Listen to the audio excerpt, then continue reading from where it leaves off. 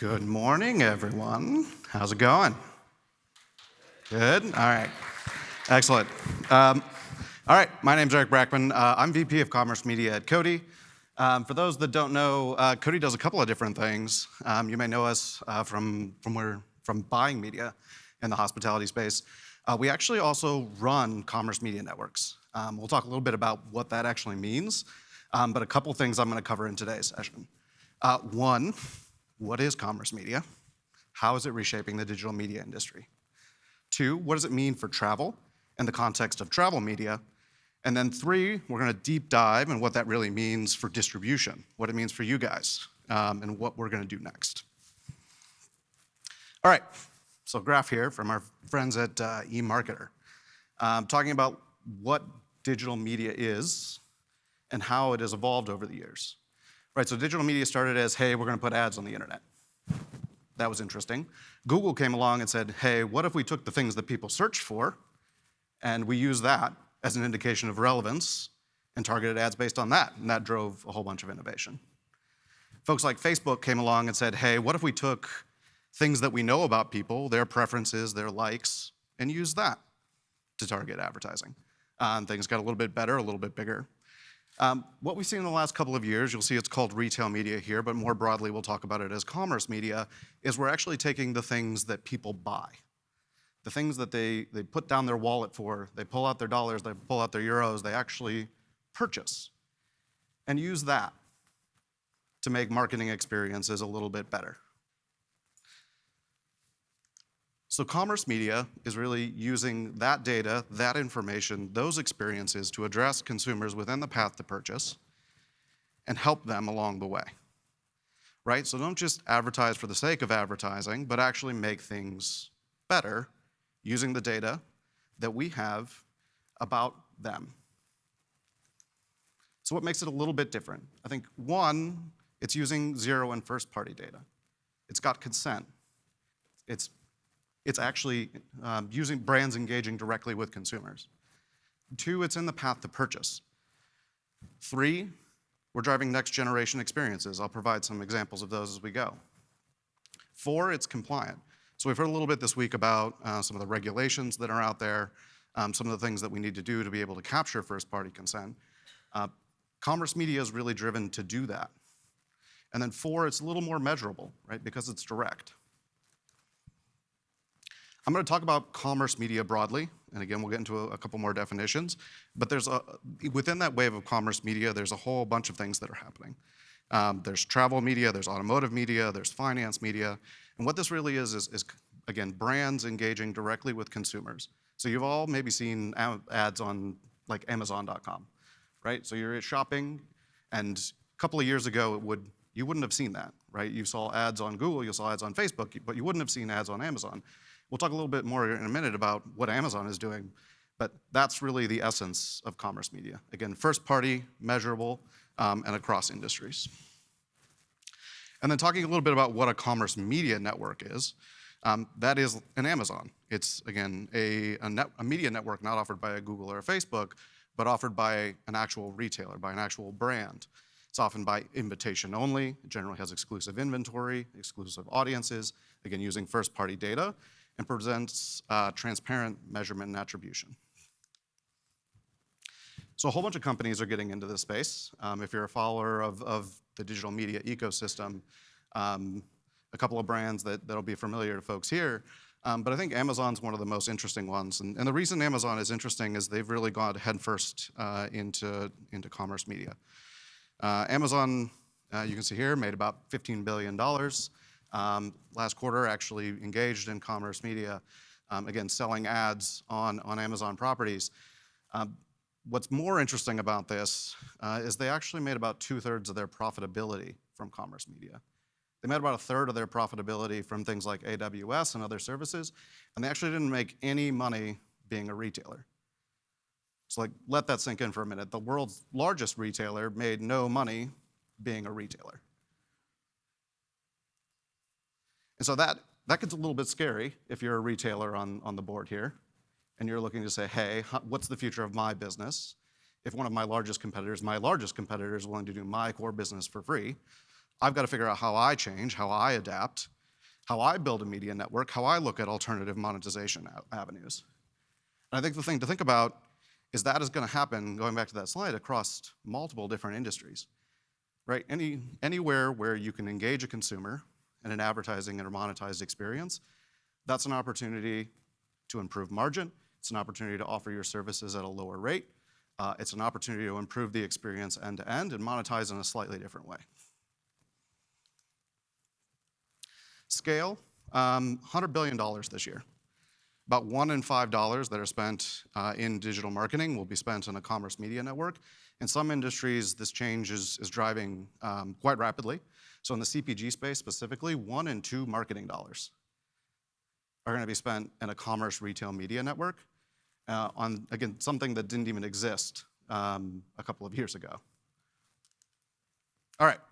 Hopefully that gives you a little bit of context on what commerce media is, what retail media is, what's driving innovation and change within the ecosystem. I want to talk next about how we actually take that to travel and why travel brands are well positioned to win in the commerce media ecosystem. So as I mentioned before, retail media has completely reshaped the retail industry. It's reshaped the shopper experience, so how people actually buy things. Again, think about your experience on an Amazon.com. It's actually changed the relationships between brands and retailers. So in this model, brands are buying advertising space from retailers, and retailers are selling the products of the brands. And so what used to be a very one-sided relationship has now become a two-sided relationship.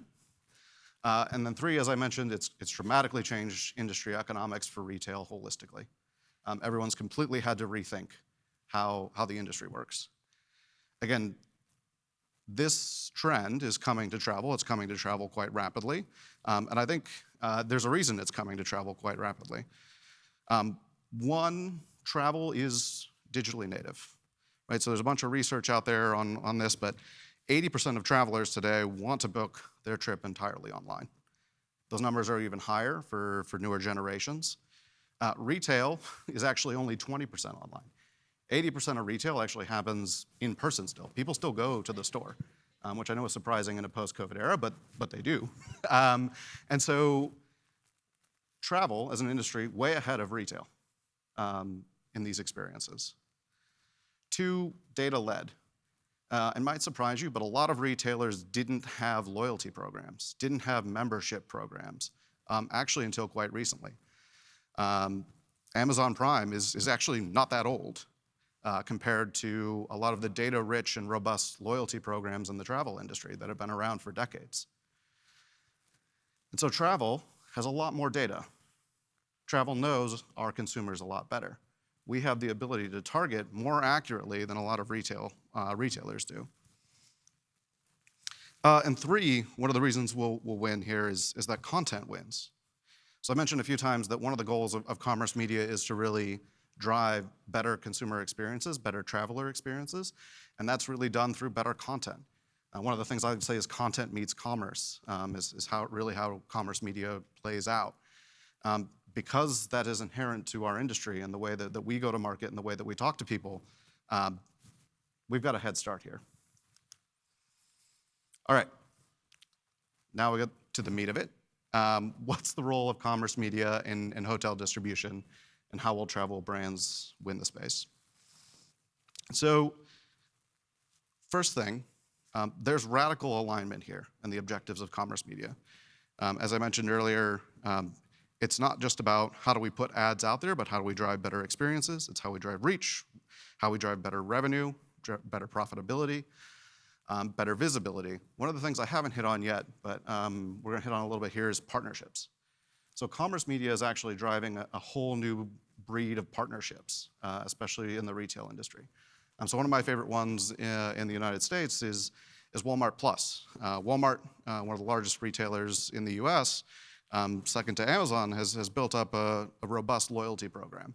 And they've partnered in a couple of different places to be able to bring end-to-end experiences to life.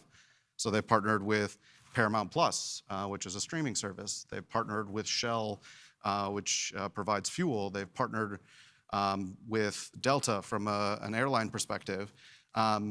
with Resi from a reservations perspective, they've really built out a whole ecosystem of services. And really, they originally built that to be able to attract people to the Walmart Plus loyalty program, right? Better services, a more holistic thing. And what they've really done with that, and through a framework of commerce and commerce media broadly, is they're now bringing together offers, right, from all of those partners.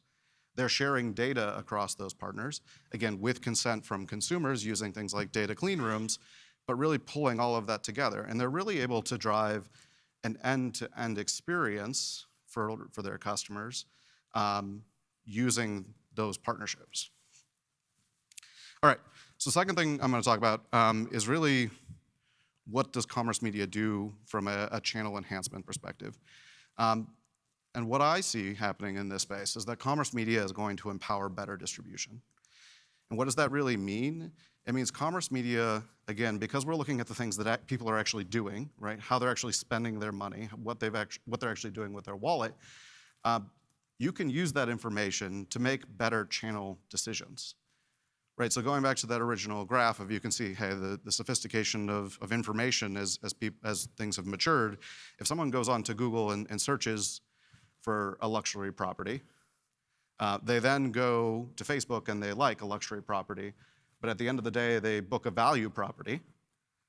That's information. That's good information, right? And we can actually form a better strategy on how we address that particular consumer from a distribution perspective, from a pricing perspective, from a content perspective, if we know what they're actually going to do. Again, not just what they say they're going to do, but what they're actually going to do with their wallet. So again, using that data, using that first-party relationship, using that content to be able to make all of these things better. And so you saw on my slide, there are a couple of players in our space that are already offering commerce media programs, commerce media opportunities, to be able to enhance these channels, to make things better. All right, and then I've got a couple of things here to really help you guys think about how are we gonna win in this space? What are the things that you have to do? One, focus on traveler value. So making sure that we're, again, actually doing things that help people. In some other spaces, you might see this in the retail space, for example. One of the things that's quite popular right now is making sure that consumers get coupons, especially in a price-sensitive environment. It's getting them recipes. It's getting them recipe videos. Those sorts of things that are sort of a win-win, right? Allowing a brand to be able to sponsor content to get in front of a consumer, to actually drive product purchasing, but also making that customer journey better. Two, the right partners.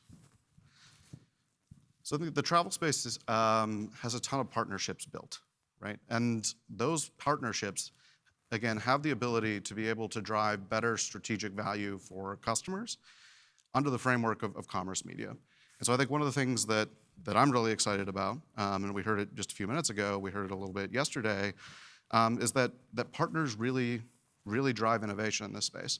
And if you can piece those things together, and you can create unified connected trips, unified connected experiences, you can make things better.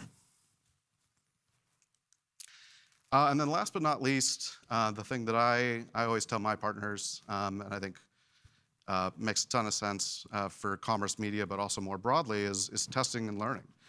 Making sure that you're continually looking at how to do new things, drive innovation, and really, again, get the experience right for travelers, get the experience right for your partners, and drive value. All right. That's what I've got. Hopefully you learned a little something. Hopefully it made a little bit of an impact.